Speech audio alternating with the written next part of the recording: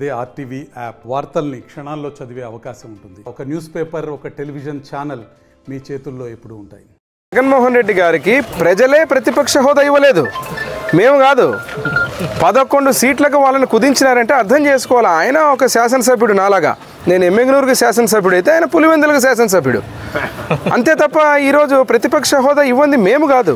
కోర్టుకు పోయినా ఎక్కడికి పోయినా ప్రజలు ఇచ్చిన తీర్పు ఫైనల్.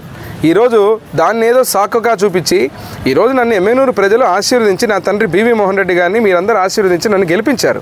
నా బాధ్యత ఏముంది? శాసనసభ చట్టన సభలో పోయి నేను మాట్లాడాలా, ఎమ్మెగనూరు గళాన్ని వినిపించాలా, అక్కడ ఉన్నటువంటి అన్ని పనులు ముందుకు తీసుకెళ్ళి చేసుకురావాలా.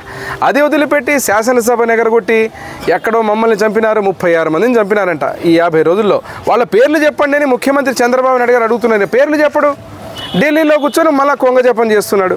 నువ్వు రావాల్సిన సభకు రాకుండా ఎమ్మెల్యేగా నేను గెలిపిస్తే మెంబర్ ఆఫ్ లెజిస్లేటివ్ అసెంబ్లీ మీరు అంటే అసెంబ్లీకే రాకుండా మీరు ప్రతిపక్ష హోదా నాకు కావాలా, ప్రతిపక్ష నాయకుడిగా నాకు హోదా కల్పించండి. ఎవరు కల్పించాలా? ప్రజలు కల్పించారు నీకు. నీ హోదా 151లో 5 తీసేసి 11 మిగిల్చారు. కాబట్టి ప్రజలు ఇచ్చిన తీర్పు అది. నేను గుర్తు చేస్తున్నా, నేను ఎంతనో ఒక ఎమ్మెగనూరుకి శాసనసభ్యుడు ఎంతనో పులివెందులకు ఆయన శాసనసభ్యుడు. ఇక్కడ ప్రతిపక్ష నాయకుడిగా ఆ పార్టీ హోదా అంటే ప్రతిపక్ష నాయకుడిగా హోదా ప్రజలు కల్పించాలా.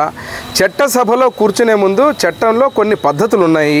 నా ఇనిషియలు, నా బిగినింగ్ లెటర్ ద్వారా నా సీట్ ఎక్కడ ఉందో నన్ను అక్కడ కేటాయించడం జరుగుతుంది. వారు ఏం స్పెషల్ కాదు, నేనేం స్పెషల్ కాదు. ఇక్కడ ఉన్నటువంటికి వారు పులివెందుల శాసనసభ్యులు, నేను ఎమ్మెగనూరు నియోజక శాసనసభ్యుడిని. అదేవిధంగా ఇతరత్ర శాసనసభ్యులు ఎవరైతే ఉన్నారో వారిలో 175 మందిలో వీరొకరు. అంతే తప్ప ఆయన్ని ముందు కూర్చోబెట్టాలా, నన్ను వెనక. నేను ఇక్కడ ఎమ్మెగనూరు నియోజకవర్గంలో రాష్ట్ర పార్టీకి నేను వైస్ ప్రెసిడెంట్ అండి, తెలుగుదేశం పార్టీకి వైస్ ప్రెసిడెంట్ అయినంత మాత్రం నన్ను ముందు కూర్చోబెట్టాలని ఏం రూల్ లేదు. శాసనసభలో ఒక పద్ధతి ఉంది, దాని ప్రకారంగా నిర్ణయాలు చేయబడతాయి.